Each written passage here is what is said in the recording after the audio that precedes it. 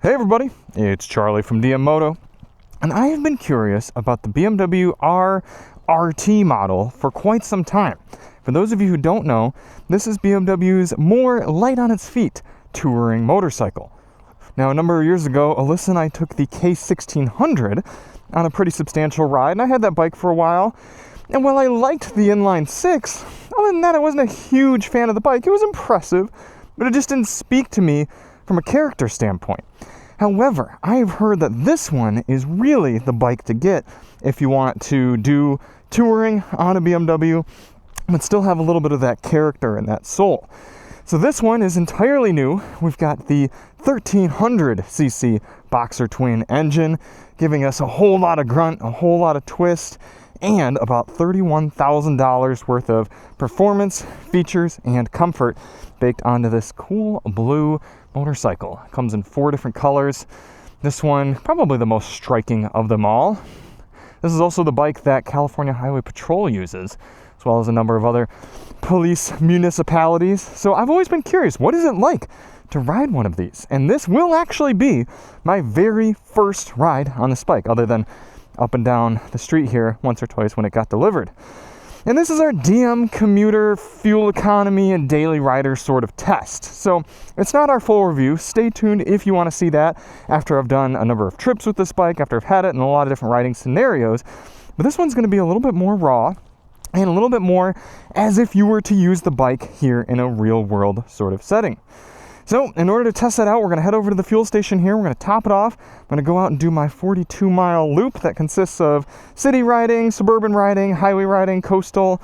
And we're going to kind of stay within 5 miles per hour of the posted speed limits for most of the time. We'll have a little bit of spirited riding, but as you can see, it is a rare rainy day here in Southern California. Yes, usually you get bright sunshine here with us on the coast, but not today. And that's actually quite fitting, because this bike offers many cold weather sort of accommodations, including these little flaps that pop up like so and are supposed to keep the rider remarkably warm and dry. We've got an adjustable height windscreen and heated grips. So theoretically, despite it being low 60s and a bit rainy, I should be comfortable on here, right? Right, he said, wanting some degree of reassurance. The other thing is that this is an automatic, or at least BMW's auto shift sort of transmission. Now, I've ridden a number of Honda's DCTs, but never one of BMW's, so I've been really curious about it. And in fact, I also have the Honda NT 1100 in my garage back there. And I'm going to be comparing how both brands have approached automatic transmissions here on a motorcycle. So power it up, press that, and when you first turn the bike on, it takes a little bit of time to kind of fully come to life, and we're in park, just like an automatic transmission in a car. So you don't have a parking brake like you do on the Hondas. Brake on, and it rocks itself to life.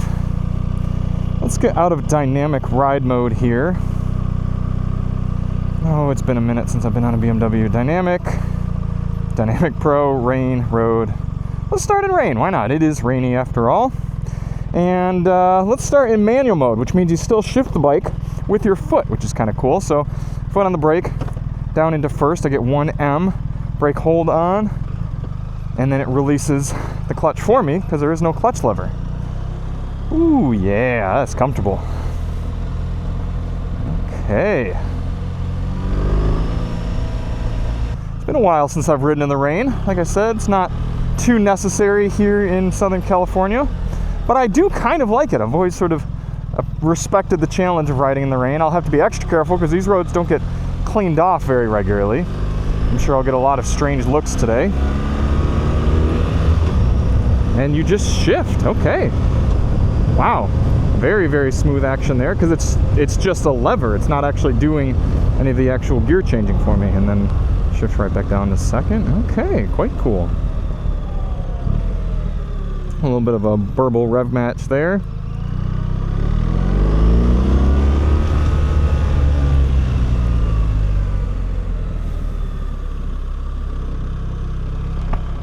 $610-ish pounds, wet and ready to ride here. I think it's actually a little bit more considering we have the optional top box on the back of the bike that I elected to leave on. So really not terribly heavy for a touring motorcycle, but obviously quite a bit heavier than some lightweight street bike. And back into park. Okay. Now the BMWs with the proxy key are interesting. You have to turn them off, then you can open the fuel cap. It took me so long to realize that the first time I ever filled one of these up. All right, we have brimmed it. Something I don't recommend doing regularly, but it's fine for the sake of science. And before we head out, quick mention of our gear today. Trying to stay a little visible with the Helite Turtle 2 high-vis airbag vest, as well as my Arai Contour X helmet, and a little bit of this this green sort of visual here, colorway, if you will. We actually have a little phone storage spot right there that kind of tucks your phone in. Even has a little USB port as well. It's cool. Before starting up the engine, let's reset our statistics here. Onboard computer, trip computer. There we are. And let's start it up and roll.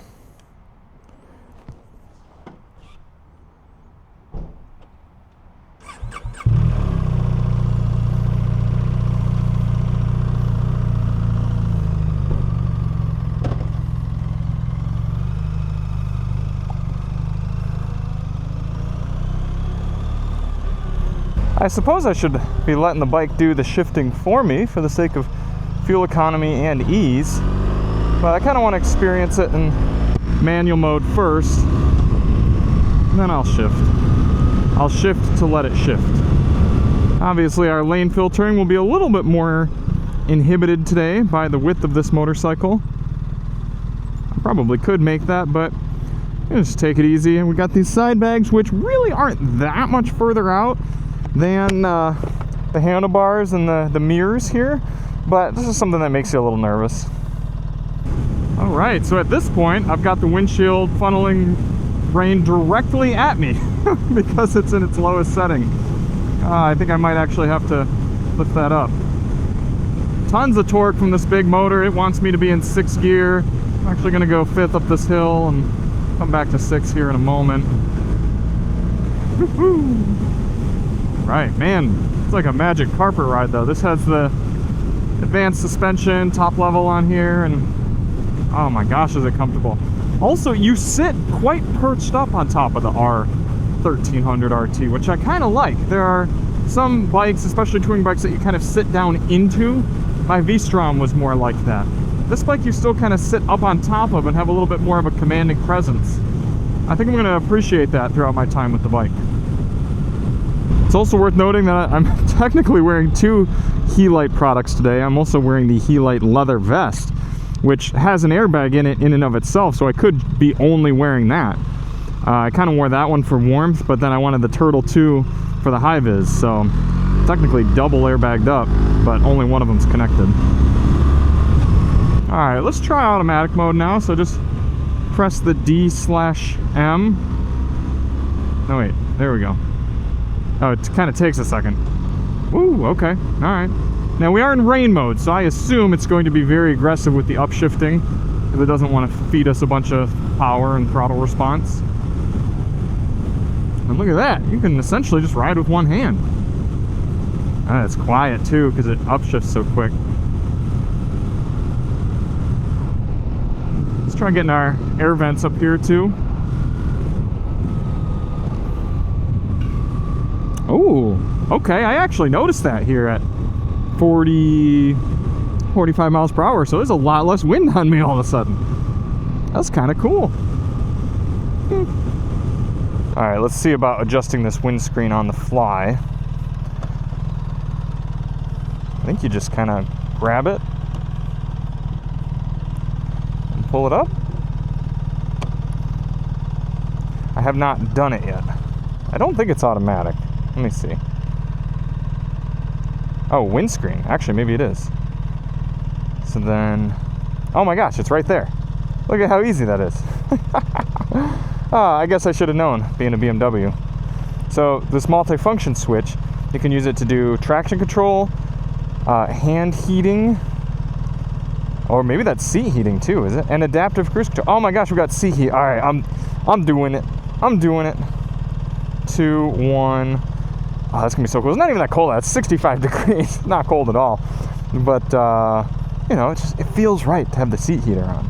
Wow, that's cool. And then adaptive cruise control. We're definitely gonna be using that later on. We can adjust the following distance. Oh, that's so cool. Okay. All right. I am enjoying this motorcycle.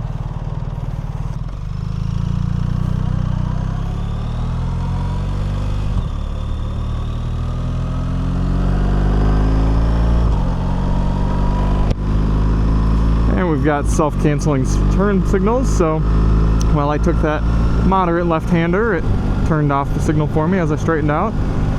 I mean, this is encroaching car-like territory here. PCH always has a beauty to it, even on a rainy day like this. Still a gorgeous view. Some stronger waves coming in there. Not bad. Also, I've got some tunes going here, some T-Pain. Gets pretty loud. Up and down, girl, you know what's up. Woo, look at that wave. Keep that booty clapping. Gotta turn that down so I don't get copy-stricken. But when you turn the volume all the way down, it pauses your music, which is pretty cool. Coming into Laguna Beach, a community notorious for not approving of loud exhausts.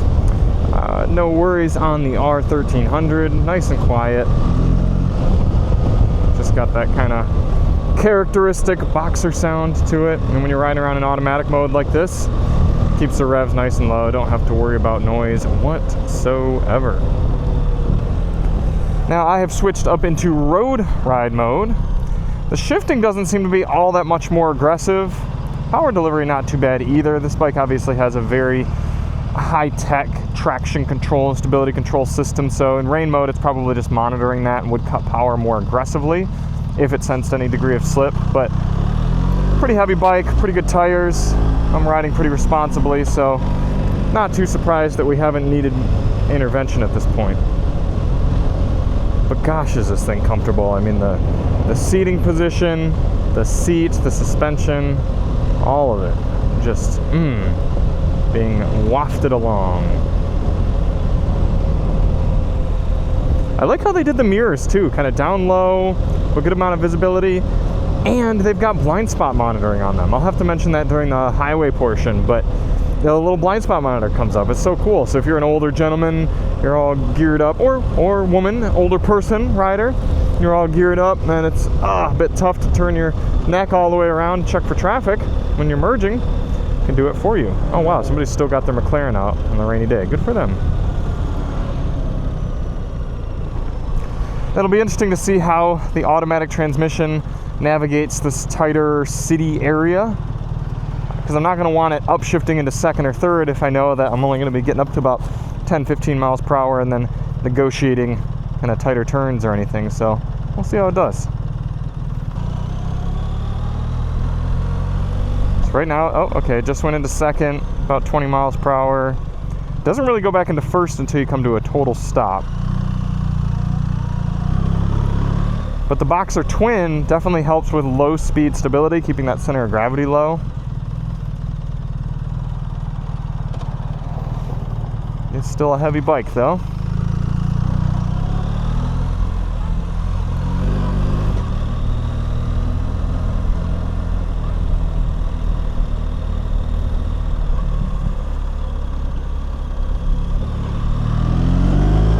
Tackle the 3rd Street hill in automatic.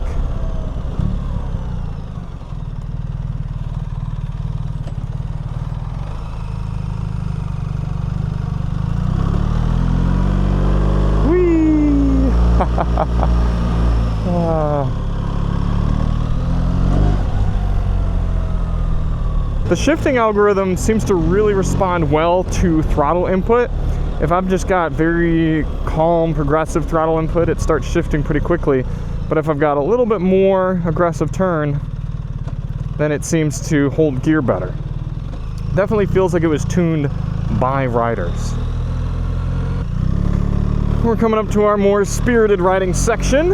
Oh, in the wet, I'm not going to be pushing it too hard, but we can dial up into one of the more sporty ride modes. We've got Road, Dynamic, and Dynamic Pro. Let's just do Dynamic. We'll save Dynamic Pro for the review, some of our dry riding. It's not particularly soaked out here, but sometimes that's when it's even slicker, is when the rain's a little bit more recent. A lot of the oils that sit on the roads for weeks or months on end around California here just get a nice glaze on them. You really gotta be careful. But let's open it up a little bit.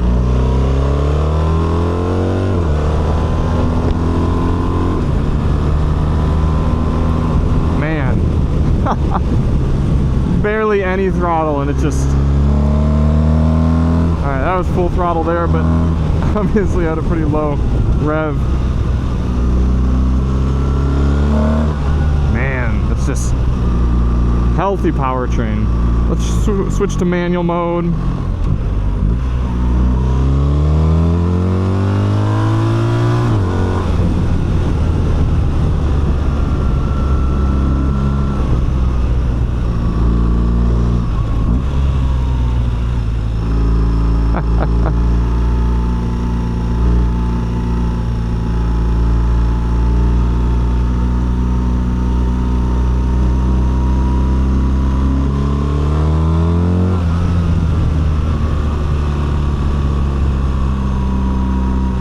Quite a bit of rain here at the top of the hill, or should I say top of the world.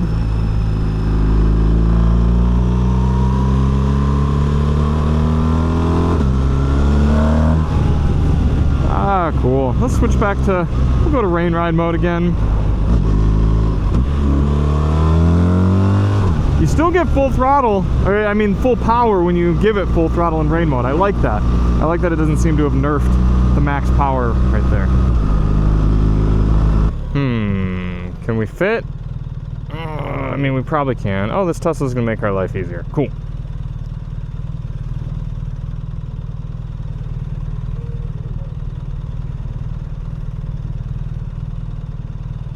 Woo-hoo-hoo.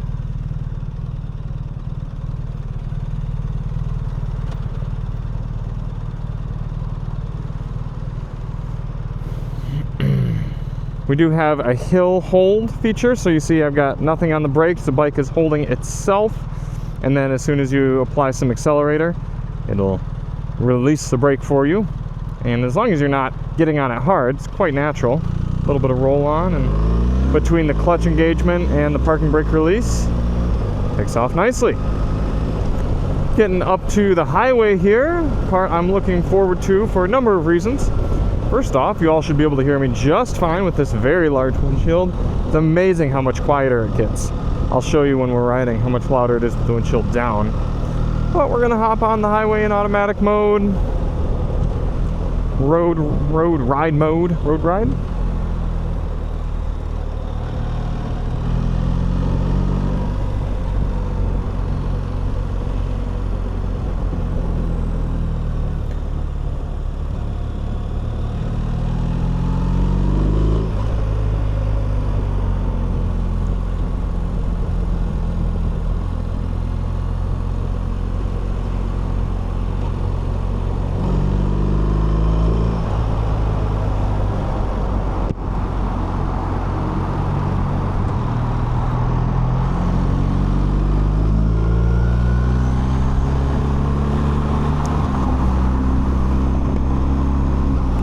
Ah yes, chewing up miles on the freeway.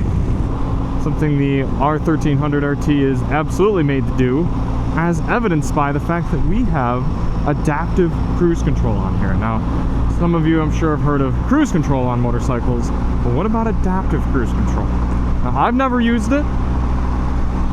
We're gonna try it for the first time right now. Turn the cruise on, set, 75, and then right now our following distance is on max, so it's actually slowing us down to increase the following distance from that car in front of us, but now it's speeding up now that the following distance has been met. That is pretty darn cool. And then if we press this button here and go up to ACC, now our multi-rocker switch will adjust following distance, and I can drop it down to the closest. We'll see what that's like. We're going a little fast though, so I'm going to dial back our cruise control. We try to do this test about 70 miles per hour on the highway. Hudson along nicely. Let me show you the blind spot monitoring in action as well. So you see there's a Honda CR-V coming up on me, even though I'm on the left side of the lane. Any moment here, yep, there you go. You see the little blind spot indication. I wonder if I were to turn my blinker on. Yep, it flashes if I turn my blinker on. Very cool. Very nice execution there. Let me show you how much louder it gets with the windshield down. Windscreen, whatever.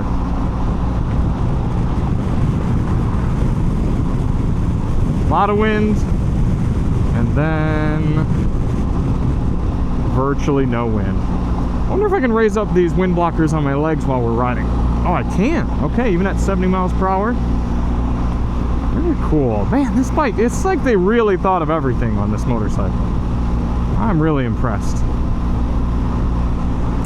Now, I will say there's a little bit more engine noise than I would like, but I'm also recognizing that it's so quiet from a wind noise perspective that it's going to be, I'm going to get more engine noise than I would on other motorcycles. But we're cruising about 3,500 RPM at 70 miles per hour. And there's just a little bit more noise from that Boxer twin. I feel like if I were on this bike all day, the drone would sort of get old.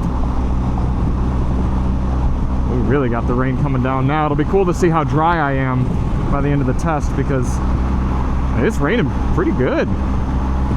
Another feature this bike has is adaptive suspension and preload adjustments. So you can adjust the damping to be a little bit more or less aggressive, but you can also change if you have either a single rider with gear on the back or two riders with gear on the back. You can adjust the preload automatically, so it'll compensate. You can actually see the bike lifting up. It's really cool. You get a little indication as well when it recognizes that there is a car locked on with the radar cruise control, and then as it moves far enough away, that little car icon will go away. This is pretty cool though. I mean, my knees are dry. I'm wearing insulated jeans, and despite a lot of rain coming down, I'm mostly dry.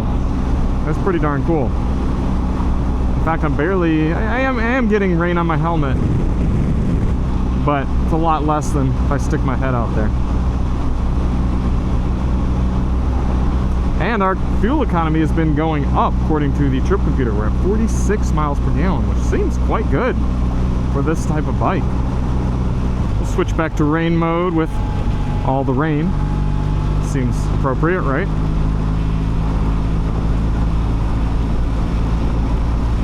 Also probably not a great idea to have cruise control on in the rain, so we keep that off for the rest.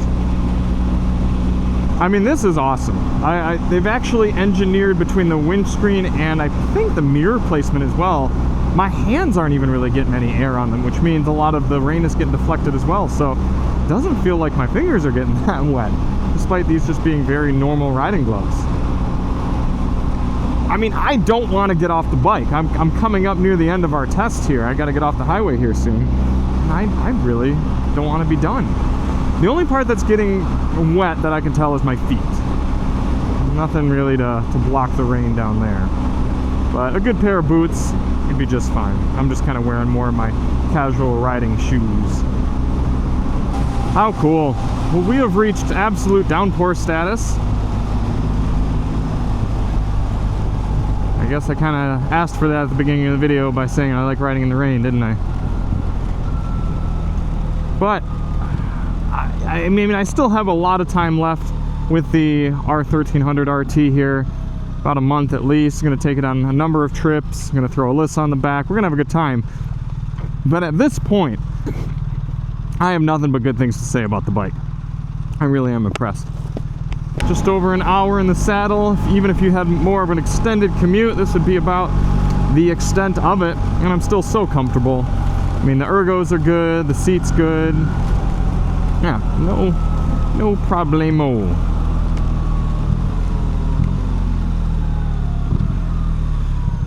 And I like the automatic too. I mean, I like that I can just at any point kind of reach down with my foot and do some shifting if I want, and then I can either let it go right back into automatic mode, or I can keep it in manual. It's going to be interesting to play around with more of the sporty riding.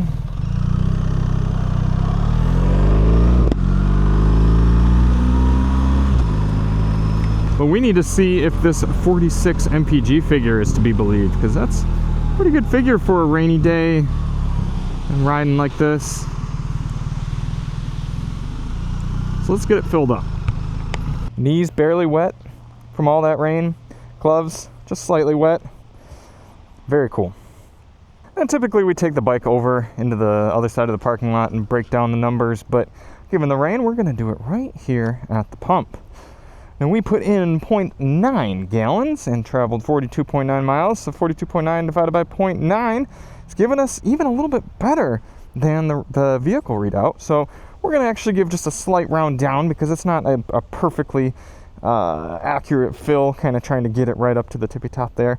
So we're going to say 47 MPG for the BMW R1300 RT. And that's with windshield up, rain on the roads, little wind guards on the side for most of the ride, and the top box. So I mean, if you're going out and doing big miles on this bike, you're gonna be very happy to be getting comfortably over 45 miles per gallon cruising along. And especially because we have a 6.3 gallon tank in here. So 6.3 gallons times 47 MPGs, giving you almost 300 miles of cruising range in mixed riding. 290 miles kind of in daily riding scenario here on the BMW R1300 RT.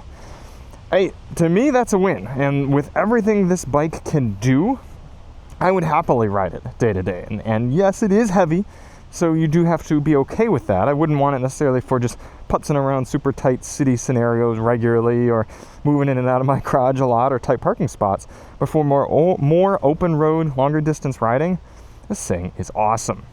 So thank you all so much for watching. Stay tuned for our full review coming after I've spent a whole ton of time with the bike.